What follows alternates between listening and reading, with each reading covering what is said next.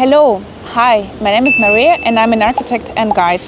I noticed that you really liked my Roman video, so I had to make a part 2, especially in this holy year. So guys, welcome to Rome. I hope you will enjoy a couple of days with me here and let's start the day, shall we?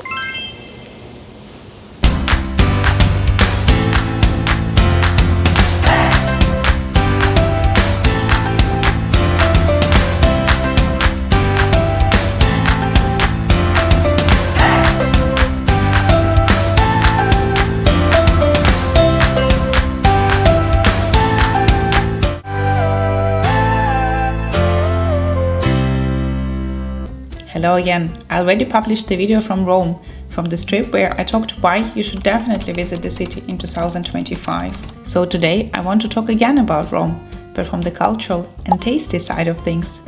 About the city that from the first visit became my favorite, I can talk really a lot. In this video we will visit the famous Galleria Borghese and I will tell you some legends. We will visit the palace that opens up only once during the week, because the royal family is still living there, and I will reveal truly awesome ice cream spots. It's hidden, but you definitely shouldn't miss it. And of course, we will drink a lot of espresso together. So let's start with the morning espresso. Where to go? Honestly, I suggest any place where you see locals and where in early hours you can smell strong coffee and hear this typical sound of a coffee machine working non-stop. I picked this one spot. Its facade is completely covered with the green wall, and it could be a photo location by itself. A traditional Italian breakfast is very simple and unfortunately not particularly nutritious. It's usually just a pastry. I went for an apricot croissant and an espresso. Enjoy standing at the counter. Of course, if you don't want to pay an extra few euros for sitting down. And just like that, the day officially begins. Mornings in Rome, when the city is just waking up, but the sun is already shining on the streets and warming up the facades, are especially magical. It's the perfect time for a walk. That's how I stumbled upon the market. Yes, it felt a bit touristy, like many things in central Rome, let's be honest, but it still had a great selection of vegetables and fruits that are really special to this region. I was lucky. It was artichoke season. I really love this vegetable, and Rome is the perfect place to explore it in all delicious forms and maybe even fall in love with it at the first time. The market is located at Piazza Capo di Fiori, literally filled with flowers. I found it really interesting and especially liked the neighborhood around it. I definitely recommend coming here. The market is open from 7 a.m. to 2 p.m. every day except Sundays. Now let's start our cultural program with the museum that you must visit in Rome. Even better with the guide, if you want to fully experience the beauty. Museum that I'm talking about is Galleria Borghese. And tip number 1 from me. If you want to save money, you can buy the ticket directly from the website. The link I'll leave in the box. The only thing is that you have to book a few months in advance. I was already late, therefore I booked via Get Your Guide. Also will leave the link.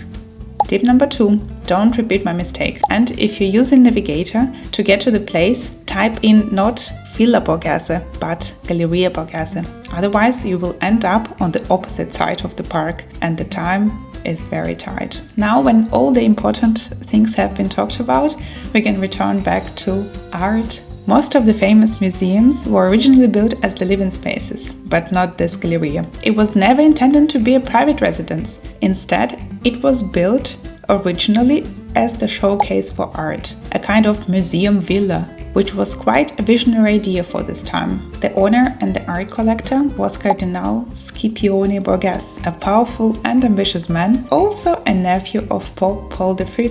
He was the main patron of my beloved Lorenzo Bernini. Therefore, here I exhibited their best, for my opinion, of his works. Nowadays, Galleria Borghese is one of the most important collections of Baroque and Renaissance art in the world. So we start strong. The first hall and already the masterpiece. A sculpture you'll see on many postcards is the Stele of Proserpina. When Gian Lorenzo Bernini was just 23 years old, he carved this incredible work from a single block of Carrara marble. The emotions, the movement, is so powerful, so dynamic, there is no doubt this is pure Baroque. The story comes from the Greek myth, how Pluto, god of the underworld, becomes obsessed with Proserpina, the daughter of Ceres, goddess of the harvest. One day, Proserpina is picking flowers in a field. The ground suddenly opens. Pluto emerges, sees her, and instantly, struck by her beauty, abducts her into the underworld. This exact moment is what Bernini captures in the marble, how he fell in love with her and steals her into his world. This dramatic tension, the tear on her cheek, her twisting body resisting him. It's like the time is frozen, but the scene is alive. With Proserpina gone, the world turns cold and burned. Nothing grows. Eventually, Zeus, the main god, intervenes and strikes a deal. Proserpina will spend half the year in the underworld and half with her mother on the earth. That's how Greeks explained the changing seasons. Winter during her absence, and spring and summer when she returns. And now back to the sculpture. There is one detail I just can't stop thinking about. Every time I see it, I ask myself, how is it even possible to make marble look like a real skin? Look at Pluto's fingers pressing into Proserpina's thigh. It's not just technically perfect, it's emotionally overwhelming. And like every true Baroque masterpiece, the sculpture is meant to be explored from all sides. It draws you in and it doesn't let go.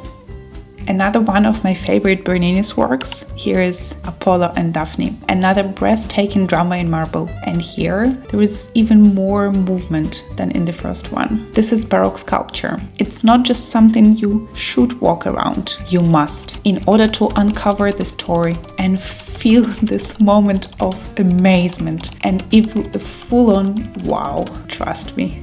The story comes again from the Greek and Roman mythology. Apollo, the god of music, poetry, and the sun, is struck by one of the Cupid's arrows, making him fall madly in love with Daphne, a beautiful forest nymph. But here is a twist.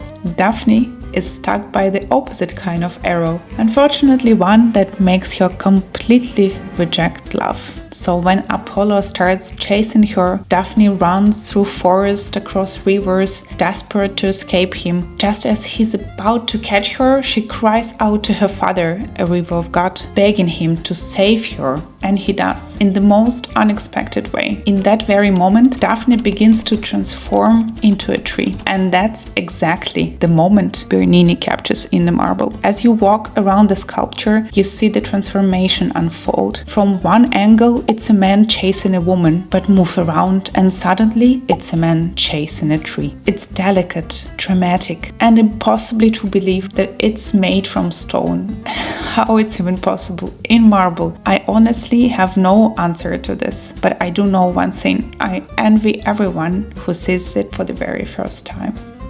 Walking around the halls, don't forget to look up, because the ceiling here, it's also a work of art, so take pictures. In my previous videos, I already talked about Baroque ceilings in churches, but here we see it in a gallery setting. The most famous ceiling is called the Triumph of the Gods, and the name says it all. At the same time, it wasn't just a ceiling, it was a statement. It reflects the power, wealth, and cultural ambition of the Borghese family.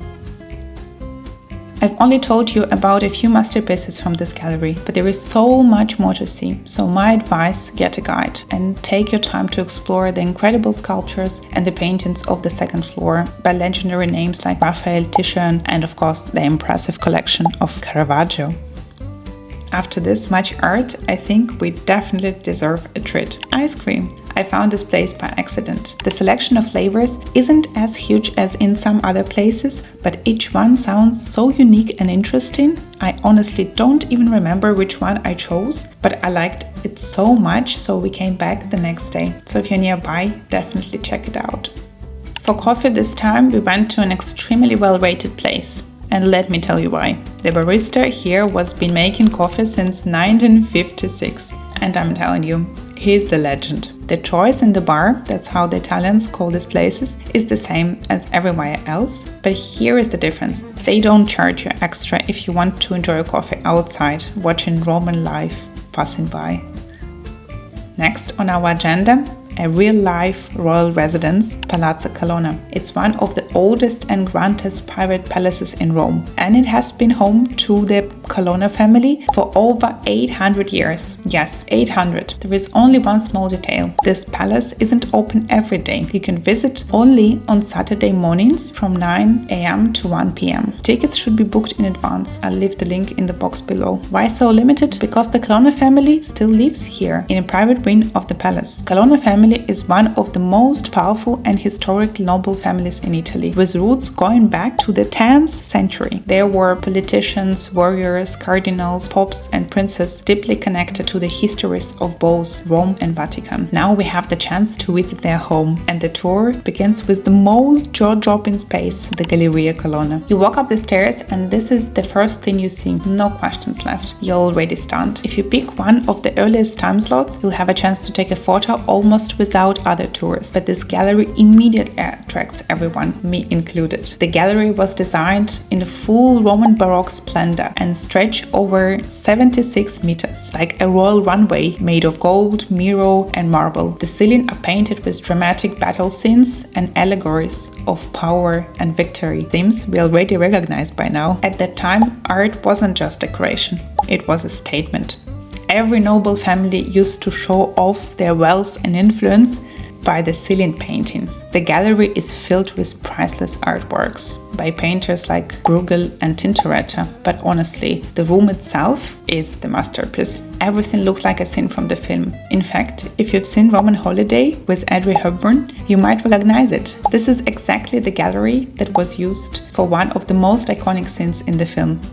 Like any true Baroque residence, every room is designed to impress, and each has a specific theme or purpose. During the tour, you'll pass through many lavish spaces, room filled with tapestries, chandeliers, and walls lined with the painting by well-known masters. In one hall, you'll even find a throne used for royal visits to the house. But unlike the Galleria Borghese, which was always more a showcase, Palazzo Colonna was and still is the home. And while I might say I wouldn't want to live in such grand interiors, who am I kidding? Of course I wouldn't mind. The palace also has a garden, which, in my opinion, feels quite different in style from the palace itself. It's hidden from the street. You'd never guess such a peaceful space exists behind those walls. The garden is picturesque and secluded, rising gently along the hillside. I imagine in the heat of the Roman summer, those tall trees must offer a priceless shade. In other words, if you want to experience a true Italian noble interior, but in the more calm and uncrowded setting, this is the perfect option. I would say that's enough for today, and hopefully I can return to Rome again very soon to discover even more of this incredible city. In the meantime, feel free to leave your recommendation and tips in the comments. I'd love to hear them. But for now, thank you so much for watching. Don't forget to like and subscribe. And until next time, thank you. Ciao!